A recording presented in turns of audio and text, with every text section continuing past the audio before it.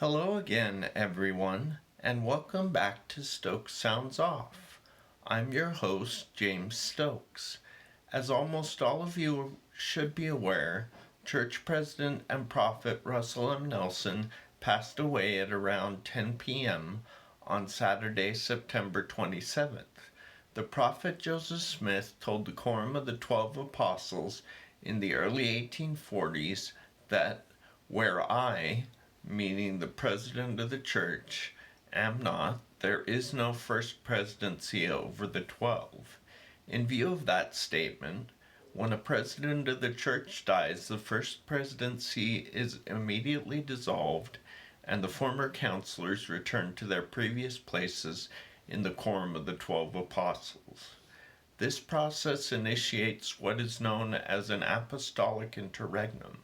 So with the death of President Nelson, President Oaks reassumed his active role as the president of the Quorum of the 12 Apostles, ending now Elder Jeffrey R. Holland's tenure as the acting Quorum president.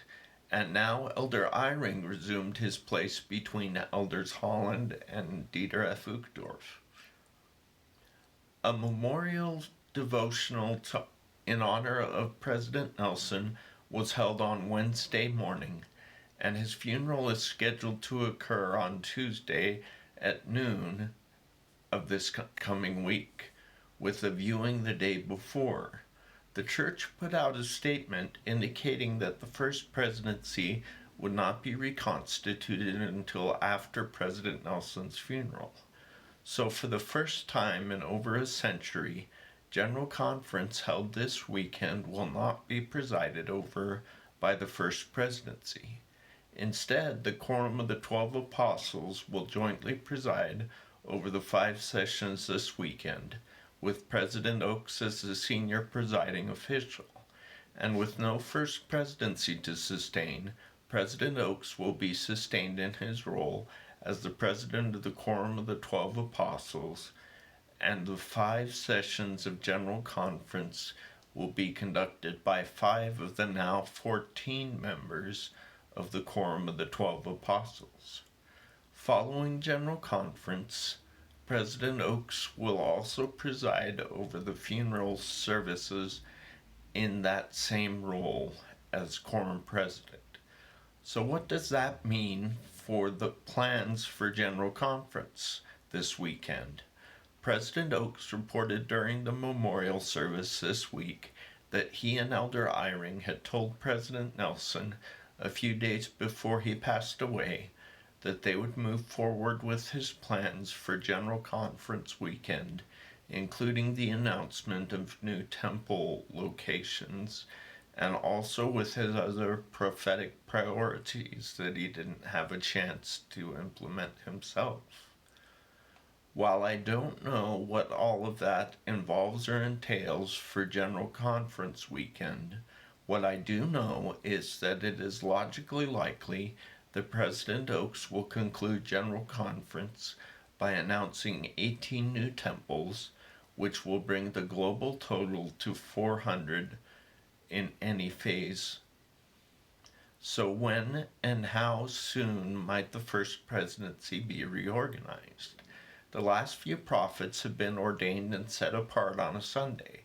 That would ordinarily suggest that the First Presidency might only be organized on the Sunday after General Conference. But on that date, Elder Gary E. Stevenson will be in Elko, Nevada on assignment to dedicate the temple in that city.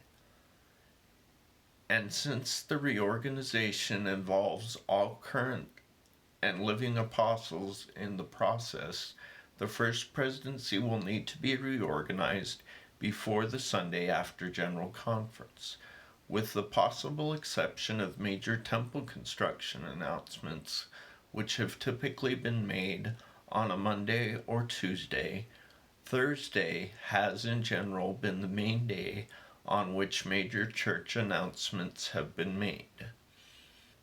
Therefore, I assume the meeting of the Quorum of the 12 Apostles to reconstitute the First Presidency is likely to occur the Thursday after General Conference weekend, which is Thursday, October 9th, 2025. As far as who President Oaks might select as his counselors, President Nelson instituted somewhat of a new procedure when it comes to reconstituting the first presidency. He opted to meet individually with each member of the Quorum of the 12 Apostles to discuss their recommendations for his counselors and the apostolic vacancy. I'm sure President Oaks will choose to do likewise. And what of the outcome of such interviews? I have considered that matter very carefully. President Oaks was selected as President Nelson's first counselor because he was next in line to become the new church president upon the death of President Nelson. Therefore, it would not shock me if President Oaks taps Elder Jeffrey R. Holland, who will also become the new president of the Quorum of the 12 Apostles, to be his first counselor. And for the second counselor, given Elder Eyring's advanced age and health issues, I think President Oaks might opt to return him to the Quorum of the 12 Apostles, where he would be designated as the new acting president of that quorum. Since Elder Dieter F. Uchtdorf has been in the first presidency previously as the second counselor to 16th Church President Thomas S. Monson, it would make a lot of sense if Elder Uchtdorf is chosen as the new second counselor to President Oaks.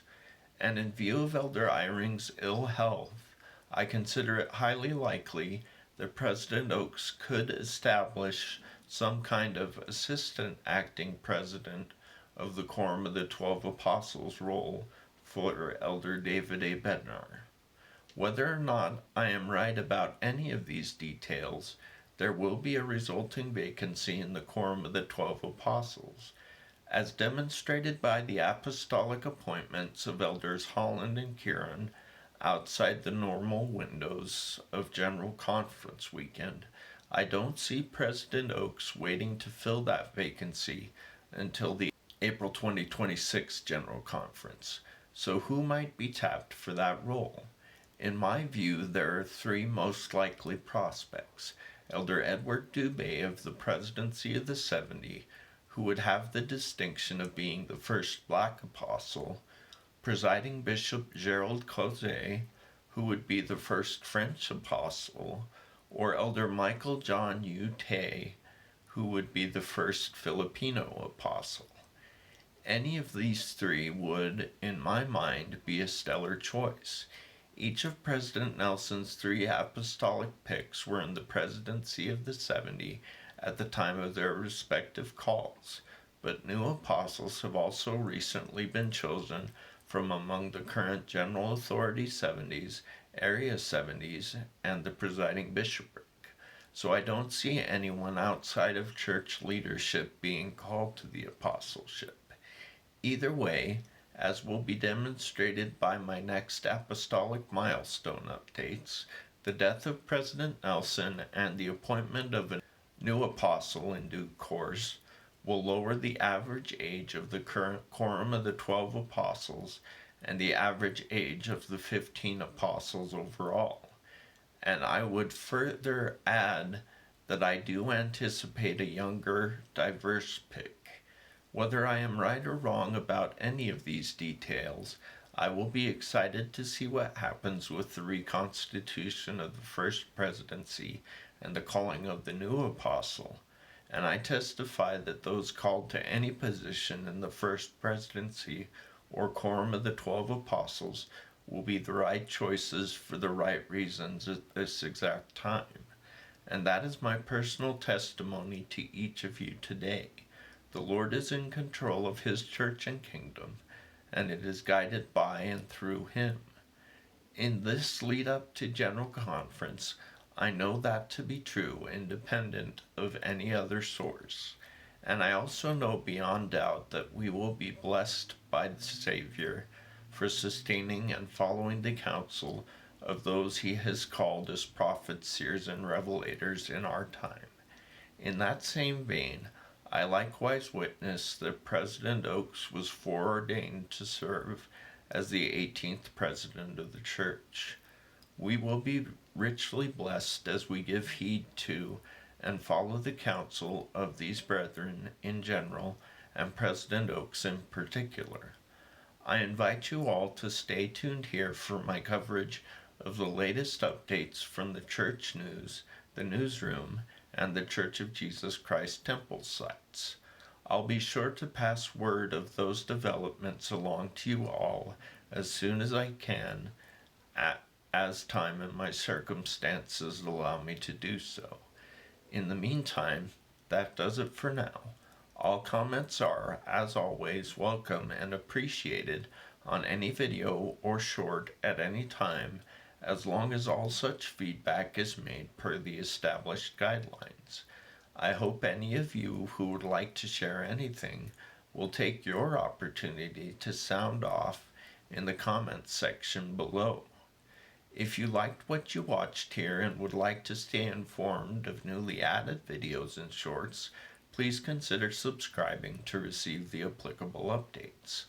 Thank you for the privilege of your time. Until next time, I wish you all the best and pray that the Lord will bless you all in everything you do.